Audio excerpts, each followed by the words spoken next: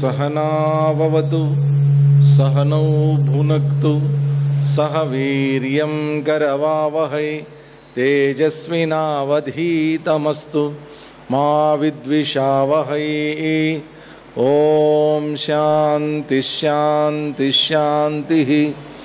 ओम गुरुर्ब्रह्मा गुरुर्विष्णुः गुरुर्देवो महेश्वरः गुरुः साक्षात् परब्रह्म तस्मै श्री गुरवे नमः। चिन्मयं व्यापि यत्सर्वं त्रैलोक्यं सचराचरं तत्पदं दर्शितं येन तस्मै श्री गुरवे नमः। सदाशिवसमारम्भां शङ्कराचार्यमध्यमाम् अस्मदाचार्यपर्यन्तां वन्दे गुरुपरम्परां वन्दे गुरुपरम्परां।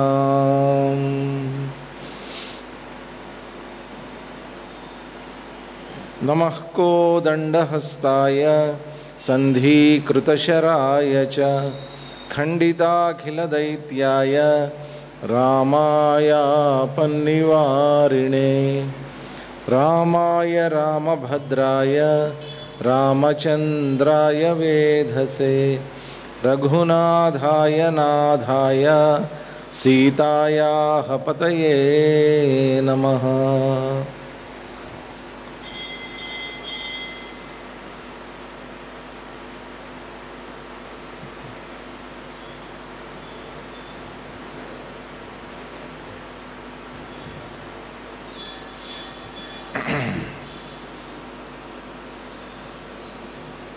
ఈ ప్రార్థనా శ్లోకం ఒకసారి నేను చెప్తాను, నాతో పాటు అందరూ పలకండి.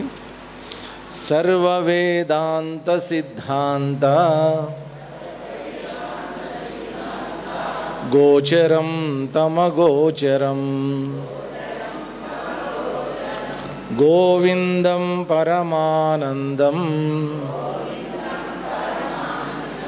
సద్గురుం ప్రణతోస్మ్యహం సద్గురుం ప్రణతోస్మ్యహం.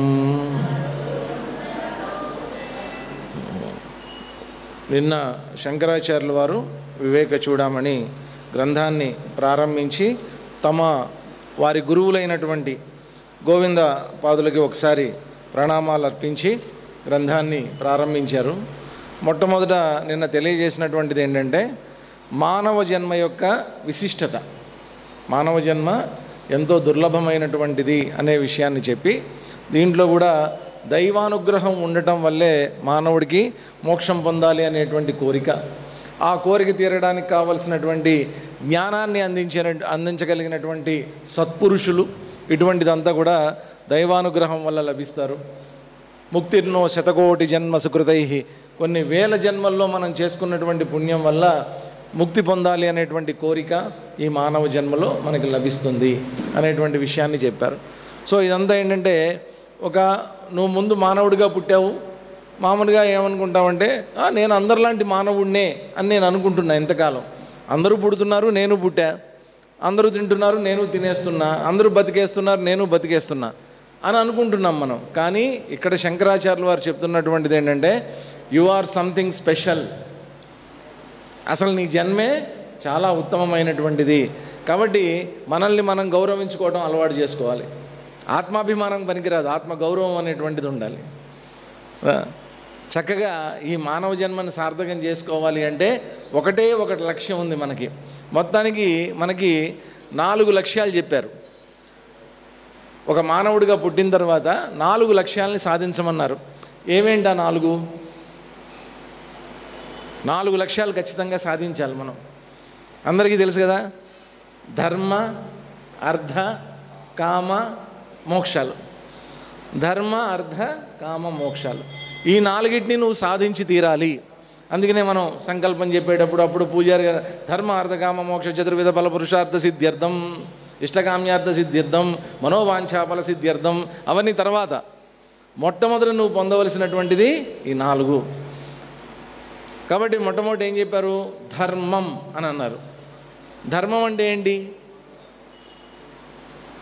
మంచి అంతా ధర్మమే. ఏ మంచి అయినా తీసుకోండి, అది ఏ రిలీజియన్ అయినప్పటికీ, ఏ మతం అయినప్పటికీ కూడా బోధించేటటువంటిదంతా కూడా మంచినే బోధిస్తుంది. ఆ మంచి అంతా కూడా ధర్మమే. మన హిందూ మతాన్ని కూడా ఏమన్నారు? హిందూ ధర్మము అని అన్నారు. ఇది హిందూ మతం కాదు, హిందూ ధర్మము అని అన్నారు.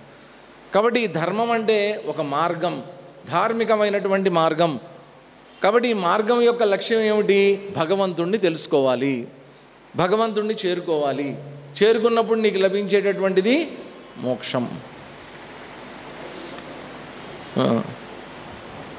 పూర్వకాలం ఏంటంటే, చిన్నప్పుడు శంకరాచార్యుల వారిని కూడా చూసాం మనం. చిన్నప్పుడే వాళ్ళ 5వ ఏటో 6వ ఏటో వాళ్ళకి ఉపనయనం చేసేసి గురుకులాలకి పంపించేసేవాళ్ళు. ఆ గురుకులాల్లో ఉండి వాళ్ళు ఏం చేసేవాళ్ళు అంటే విద్యాభ్యాసం చేసుకునేవాళ్ళు. గురువుని సేవించుకుంటూ, గురుపత్నిని సేవించుకుంటూ అక్కడే విద్యాభ్యాసం అంతా కూడా. ఎప్పటి వరకు అంటే యుక్త వయసు వచ్చేదాకా, 21, 22 ఏళ్ళు వయసు వచ్చేదాకా కూడా వాళ్ళు చేసేటటువంటిదంతా కూడా గురు శుశ్రూష, ధర్మ సముపార్జన, ఈ రెండే. అక్కడికి వెళ్ళిన తర్వాత physics, chemistry, mathematics, social sciences, social studies ఇవన్నీ ఏముండవు. కేవలం ధర్మం తెలుసుకోవటమే. వేదము, వేదాంతము, వేదాంగాలు ఇవన్నీ నేర్చుకోవటం, ధర్మాన్ని తెలుసుకోవటం. యుక్త వయసు వచ్చిన తర్వాత ఏం జరిగేది? గురువు గారికి గురుదక్షిణ సమర్పించి ఇంక ఇంటికి వచ్చేవాడు. ఇంటికి వచ్చిన తర్వాత కూడా ఏం జరిగేది అంటే, తండ్రి గారి యొక్క వృత్తి ఏదైతే ఉందో ఆ వృత్తిని తన వృత్తిగా స్వీకరించేవాడు. ఆ వృత్తిలో తండ్రి గారి దగ్గర అన్ని మెళకువలు నేర్చుకునేవాడు, నిష్ణాతుడయ్యేవాడు. ఆ సమయంలో కూడా తండ్రి ధర్మపరుడై ఉండేవాడు, కొడుకు గురువు దగ్గర నేర్చుకున్నటువంటి ధర్మం ఉండేది, ధార్మికమైనటువంటి జీవనం ఉండేది. తర్వాత పెళ్లి చేసుకునేవాడు, పిల్లల్ని కనేవాడు, సాంసారిక జీవితం అంతా గడిపేవాడు కదా. 50 ఏళ్ళు 60 ఏళ్ళు వచ్చేదాకా సాంసారిక జీవితం, భార్య, పిల్లలు, వాళ్ళని పెంచి పెద్ద చేయటం, వాళ్ళని మళ్ళా గురుకులాలకు పంపించడం, ఇదంతా జరిగేది. ఎంత చేసినప్పటికీ కూడా ధర్మం మాత్రం మర్చిపోయేవాడు కాదు. ఆ తర్వాత మోక్షం పొందాలి అని అనుకుంటే సన్యాసం, లేదనుకుంటే అదేవిధంగా మరణించటం.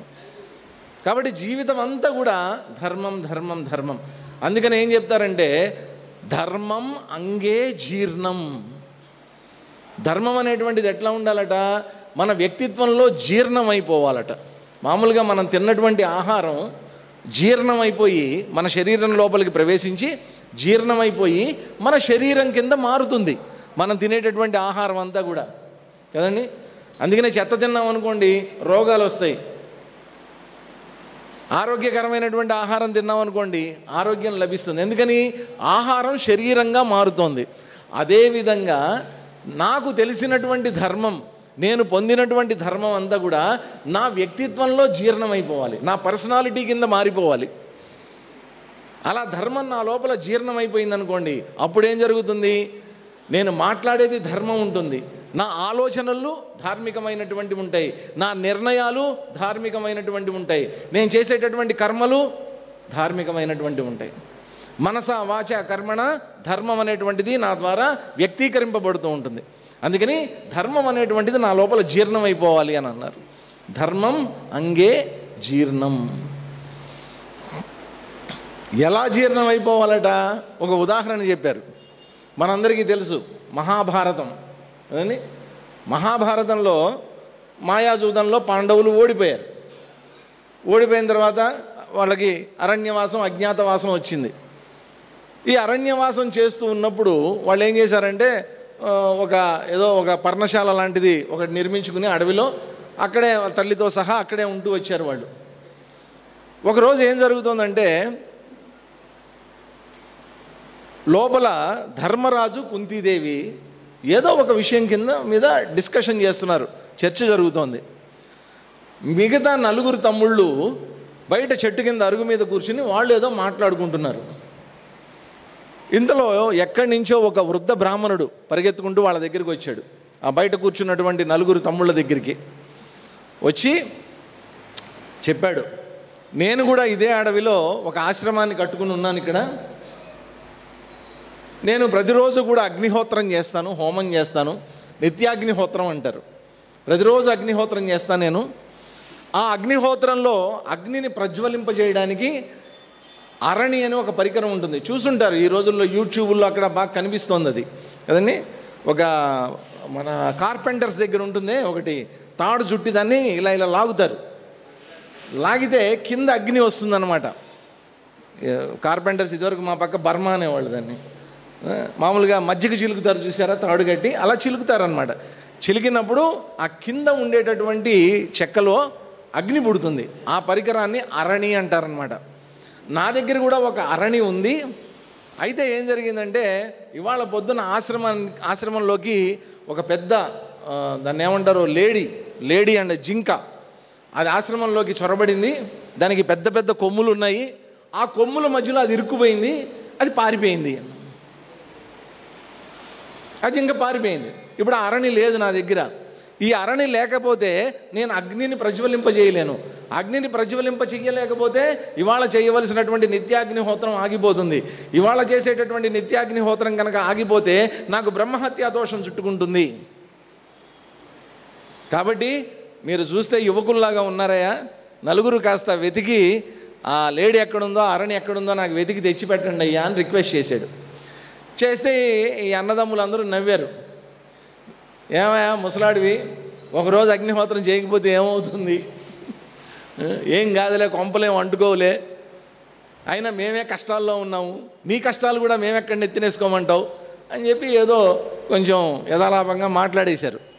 మాట్లాడేసిన తర్వాత లోపల ఉన్నటువంటి ధర్మరాజు ఈ విషయాన్నంతా వింటున్నాడు ఒక చెవితో. ఆయన కోపం వచ్చింది, బయటకు వచ్చాడు. మీకు బుద్ధి ఉందా లేదా, మనం క్షత్రియులం, వచ్చినటువంటి వాడు బ్రాహ్మణుడు, ఆయన ధర్మాన్ని ఆయన పాటిస్తున్నాడు, మన ధర్మాన్ని మనం పాటించకపోతే ఎట్లాగా, పదండి ఎతుకుదాం అన్నాడు. సరే అని చెప్పి 5గురు కలిసి వెతుకుతున్నారు.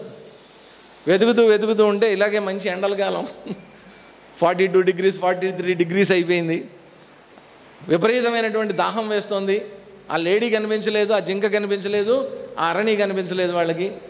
మొత్తానికి అందరూ కలిసి ఓ చెట్టు కింద కూలబడ్డారు. మధ్యాహ్నం 1 గంట అయింది. అయిన తర్వాత ధర్మరాజు అన్నాడు అందరికంటే చిన్నవాడైనటువంటి సహదేవుణ్ణి పిలిచి, అరే ఇంక ఓపిక లేదురా, దగ్గరలో ఎక్కడన్నా మంచినీళ్ళు ఏమన్నా కనిపిస్తాయేమో చూడు, వెళ్ళి చూసిరా, దొరికితే కనుక తాగుదాము, తాగి మళ్ళీ కంటిన్యూ చేద్దాం, వెతుకుదాం అన్నాడు. అనేసరికి సహదేవుడు వెళ్ళాడు చూద్దామని. వెళ్ళినటువంటి సహదేవుడు ఎంతకీ తిరిగి రాకపోయేసరికి నకులుడిని పంపించాడు, వెళ్ళి చూసిరా ఏం జరిగిందో అని. నకులుడు కూడా వెళ్ళాడు, తిరిగి రాలా.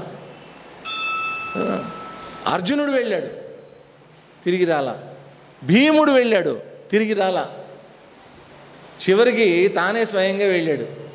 వెళ్ళేసరికి ఈ 4 తమ్ముళ్ళు ఒక చెరువు ఒడ్డున రక్తం కక్కుకొని చచ్చిపడి ఉన్నారు. 4 చనిపోయారు. అనేసరికి ధర్మరాజుకి ఒక విషయం అర్థమైంది. బహుశా ఈ చెరువులో ఉండే నీళ్లు విషతుల్యమైనటువంటివి అవి ఉంటాయి, ఇవి తాగి చనిపోయి ఉంటారు. వీళ్ళు లేని బతుకు నాకు మాత్రం ఎందుకు, వీళ్ళ కోసమే కదా ఇంతకాలం జీవిస్తోంది, నేను కూడా తాగి చనిపోతానని చెప్పి ఆ నీళ్లు తాగుదామని చెరువులోకి వెళ్తున్నాడు. వెళ్తూ ఉంటే ఎక్కడి నుంచో ఒక అవ్యక్తమైనటువంటి వాణి, ఒక వాయిస్ వినిపించింది ఆయనకి. నేనా ఒక యక్షుడు మాట్లాడటం మొదలుపెట్టాడు. మాట్లాడి ఏమన్నాడంటే, ధర్మరాజా ఒక్క నిమిషం ఆగు, ఈ చెరువు నాది, నా ప్రాపర్టీ ఇది, నా ఓన్ ప్రాపర్టీ ఇది. దీంట్లో నువ్వు నీళ్లు తాగాలి అంటే ముందు నా అనుమతి తీసుకోవాలి. అనుమతి తీసుకోకుండా కనుక నీళ్లు తాగితే నీ తమ్ముళ్ళకి పట్టినటువంటి గతే నీకు పడుతుంది అన్నాడు.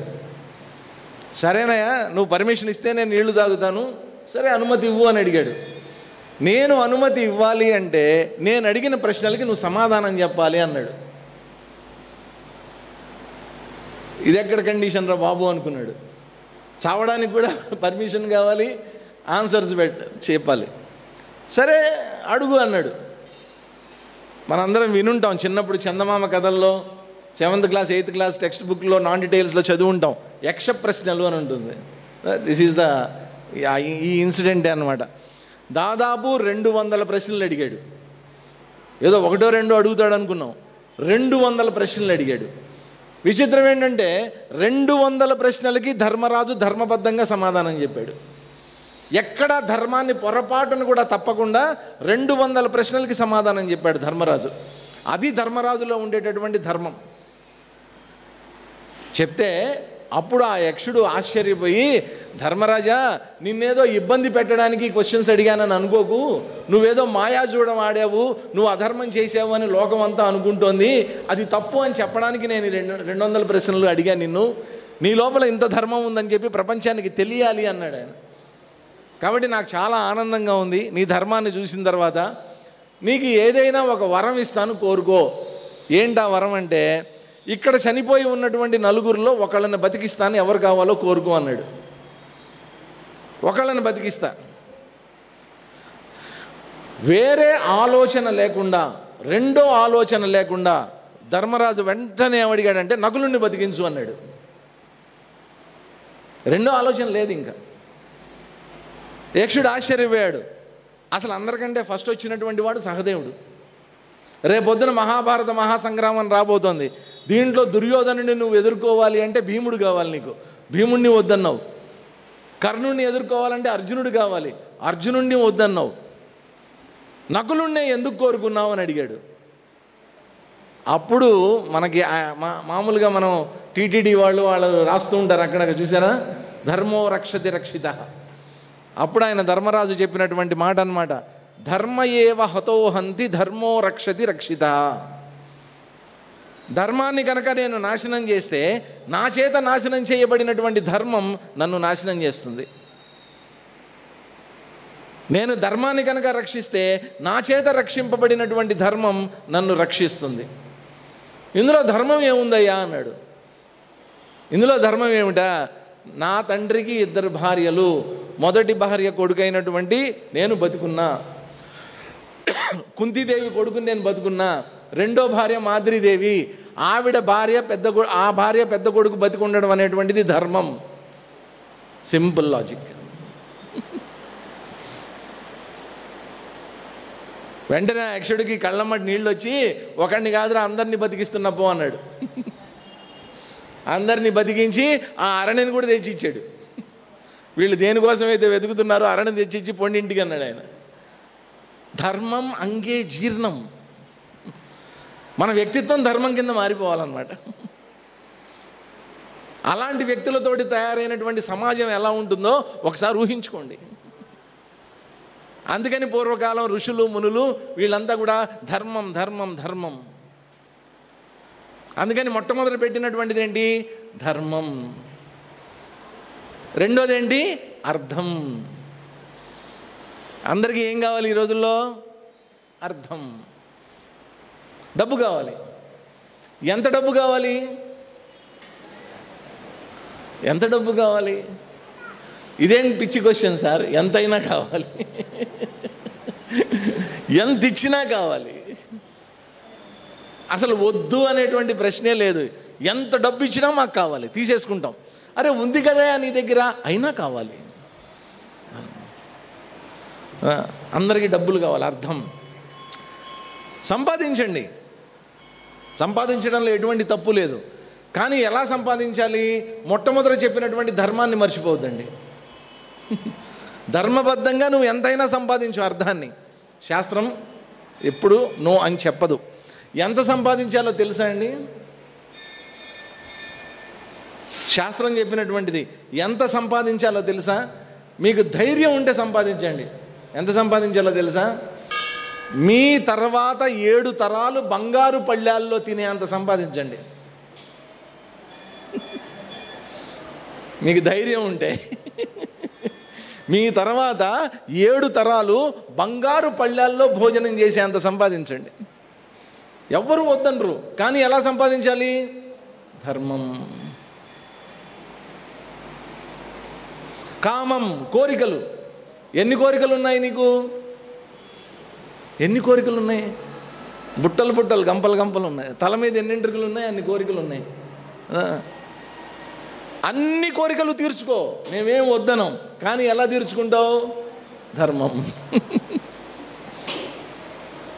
ముందు ధర్మాన్ని తెలుసుకో. అందుకనే ధర్మబద్ధంగా అర్థాన్ని సంపాదించు, ధర్మబద్ధంగా కోరికల్ని తీర్చుకో. ధర్మ విరుద్ధో భూతేషు కామోస్మి భరతర్షభ. స్వయంగా శ్రీకృష్ణ పరమాత్మ భగవద్గీతలో చెప్తాడు, ధర్మానికి విరుద్ధంగా అన్నటువంటి కోరిక ఏదైతే ఉందో అది నేనే అంటాడు.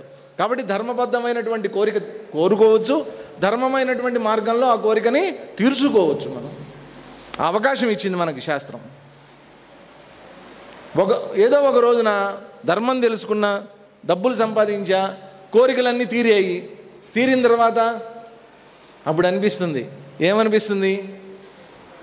ఇంతేనా, ఇంకా ఏమైనా ఉందా?